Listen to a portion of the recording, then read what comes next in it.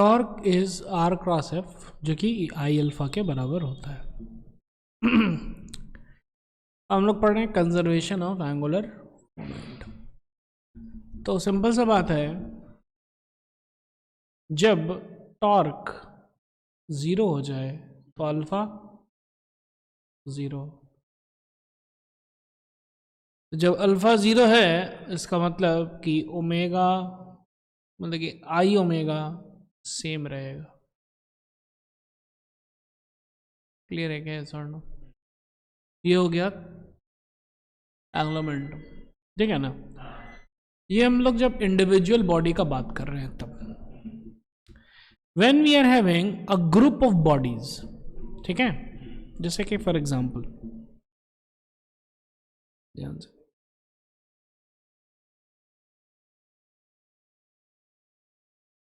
ये है एक डिस्क, क्या है ये?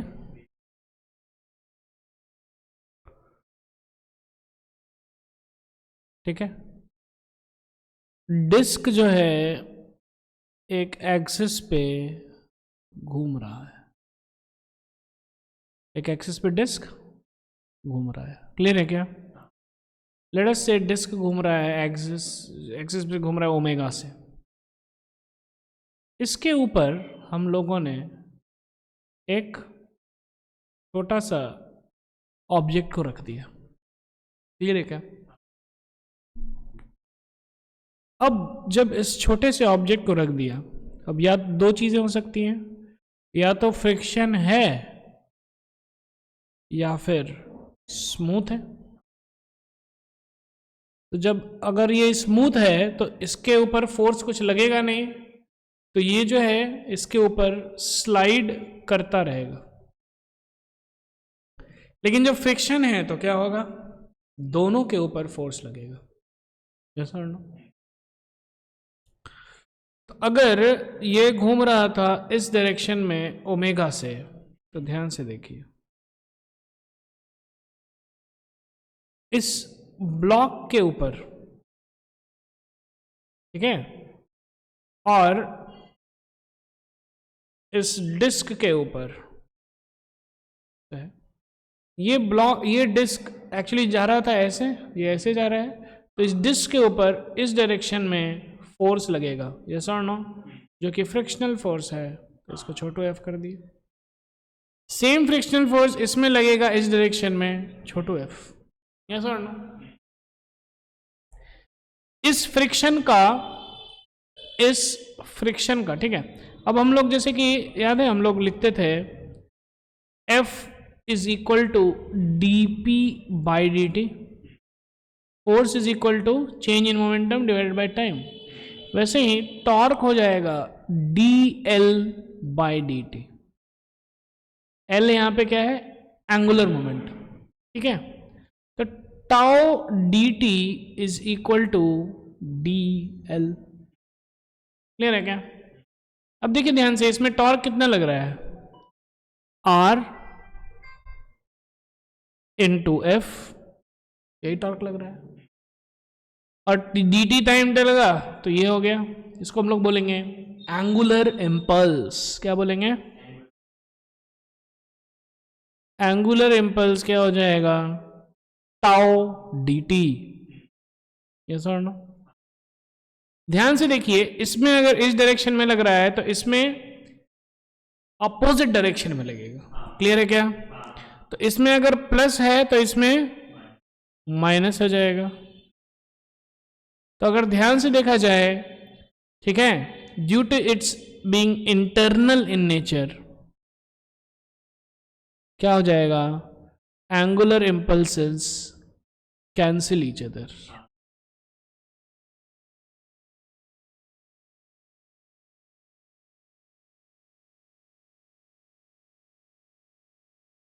कोई दिक्कत? और क्योंकि ये एंगुलर इम्पल्स कैंसिल कर देगा इस अदर को, तो इसीलिए angular momentum of the system in totality remains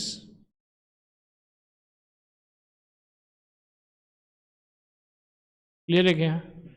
तो फिर हम लोग एक बहुत ही बोल्ड स्टेटमेंट लिख रहे हैं,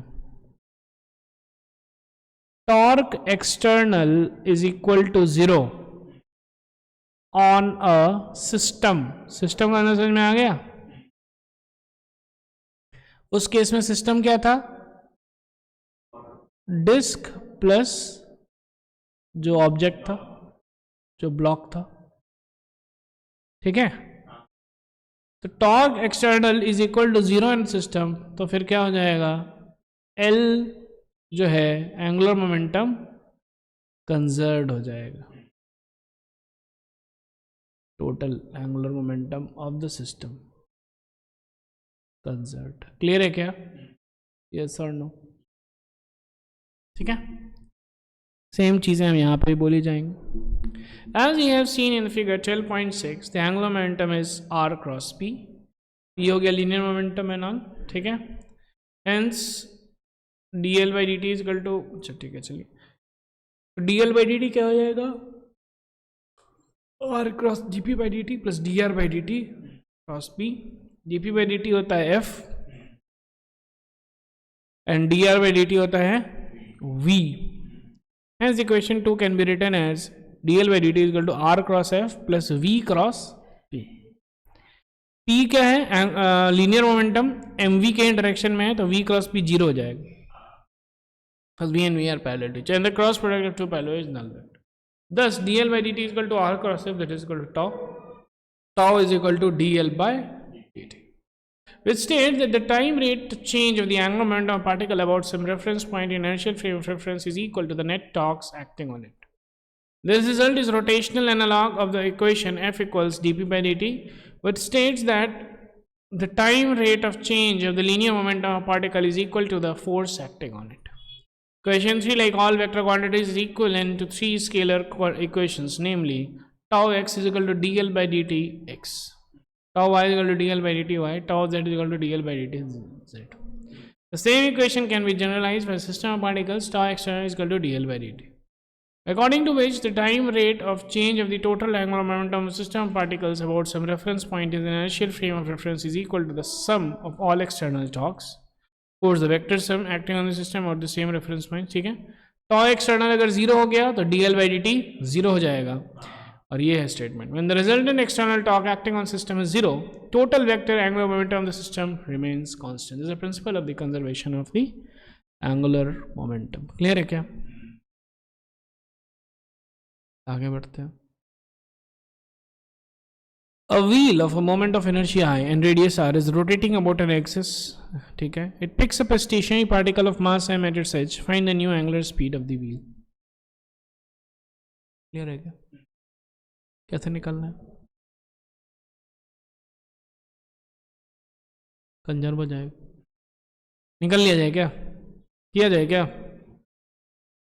sir no.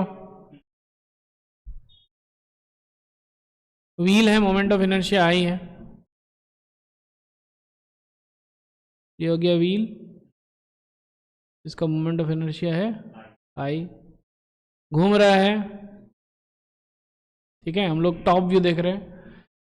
Radius R, angular speed omega naught है, इसका क्या है? और ये जो है पिक कर लिया एक पार्टिकल, किसका इतना मास है? m at its edge. Yes और नो? दोनों के बीच में जो भी इंटरेक्शन हुआ इंटरनल हो जाएगा, बाहर से तो नहीं हुआ, तो एंगुलर मोमेंटम कंजर्व हो जाएगा। I omega not is equal to, अब ये ओमेगा से घूमने लगा, कितने से? आई ओमेगा प्लस इसका क्या है? M R square into omega. Omega क्या हो जाएगा? I divided by I plus M R square into omega not.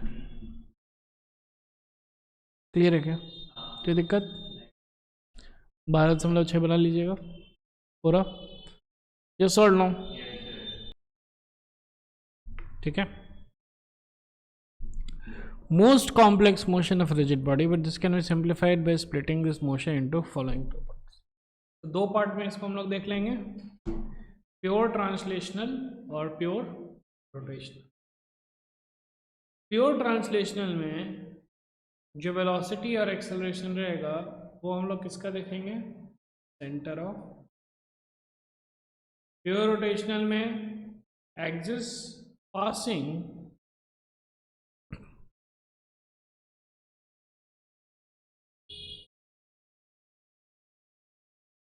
Passing through the centre of मास का हम लोग देखेंगे। क्लियर है क्या?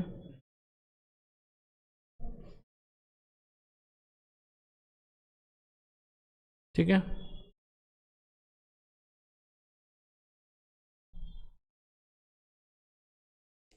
Methods of finding linear velocity of a general particle. अब कोई सा भी पार्टिकल है, ठीक है, तो सेंटर ऑफ मास जो है वेलोसिटी v से जा रहा है और ओमेगा से एक्सिस इसका एक्सिस पे घूम रहा है, तो इसका एक वेलोसिटी हो गया r ओमेगा और दूसरा वेलोसिटी हो गया इसका v, जो कि सेम हो जाएगा, डायरेक्शन सेम रहेगा, इन दोनों का वेक्टर सम हो जाएगा वेलोसिटी ऑफ p। क्लियर है क्या? Acceleration of a general particle alpha R alpha radial, ठीक है, इन दोनों का सॉरी अल्फा आर अगर नहीं है तो ये अगर एक्सेलरेशन ए से जा रहा है और ये अल्फा रेडियल, काम खत्म। अल्फा ए रेडियल, ये हो गया टेंजेंशियल एक्सेलरेशन, ये हो गया टोटल एक्सेलरेशन, सॉरी। क्लियर है क्या?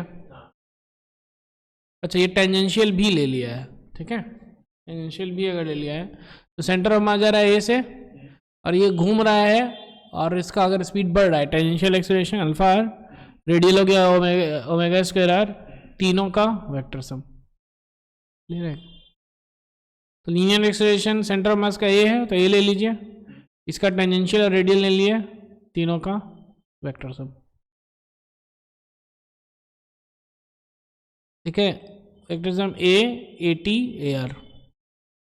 Kinetic energy of a rigid body in combined translation and rotational motion, ये हो जाएगा half I centre of mass omega square plus half M V square. Clear है क्या? चलिए अब इसको बनाते हैं। In the figure shown velocity is equal to 2 metre per second, omega है कितना 5 रेडियन पर सेकेंड, सीपी है 1 metre. In terms of I and J find the linear velocity of the particle. तो इसमें दिख रहा है हम लोग को एक वेक्टर एक आ जाता है 2 मीटर पर सेकेंड का इस डायरेक्शन में, ये हो गया आर ओमेगा, ये हो गया 5 मीटर पर सेकेंड, ठीक है ना, 5 इधर और इधर 2, तो जो निकल जाएगा जो रिजल्टेंट हो जाएगा वो हो गया। क्लियर है क्या?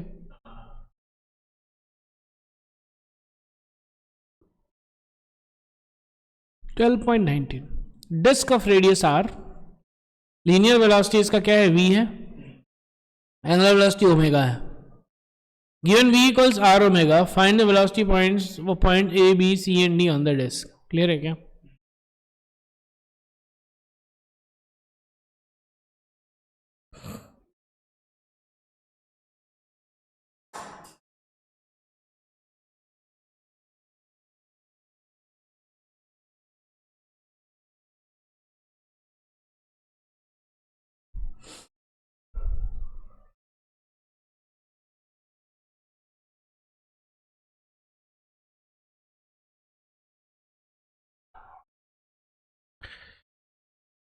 ये जा रहा है वेलोसिटी v से। क्लियर है क्या? अब हमको a b c और d का हमको निकालना है, ठीक है। तो सबसे पहले तो सब में v लिख दो,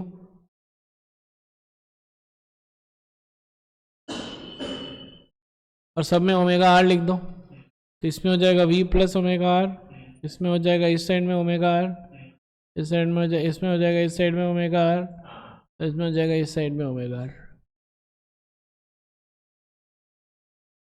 जो v is equal to omega R है तो पॉइंट ए का वेलोसिटी 0 हो जाएगा।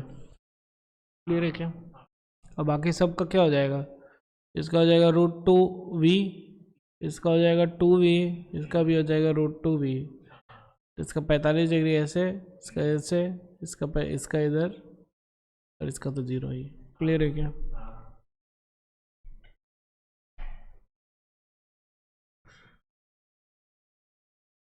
ठीक है, √2 ए का 0, सी का 2 है। शॉन फिगर ए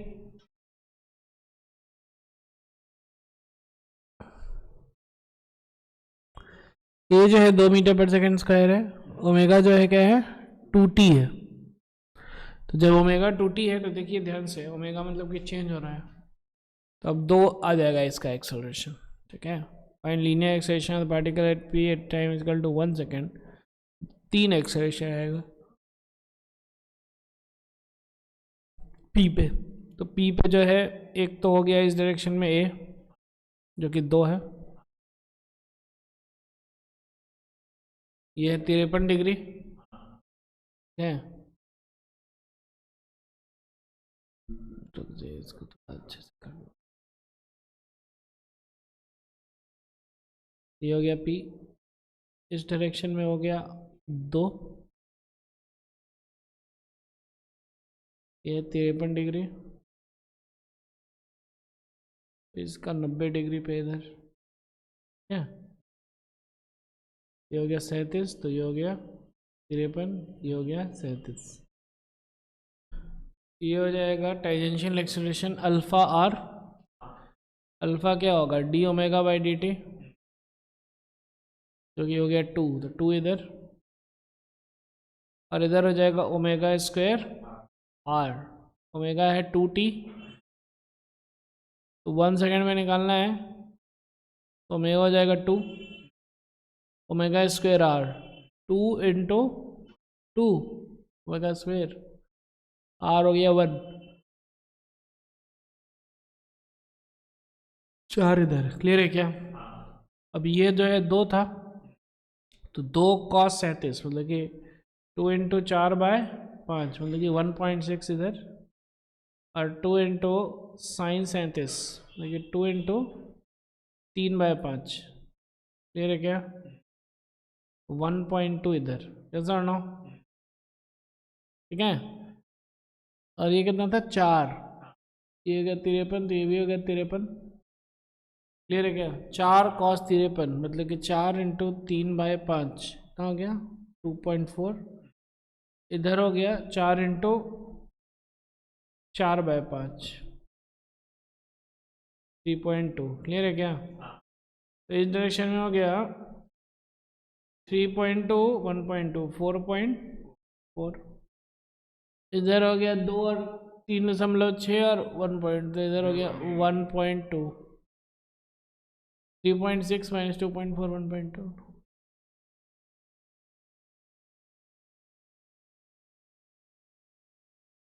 क्लियर है क्या?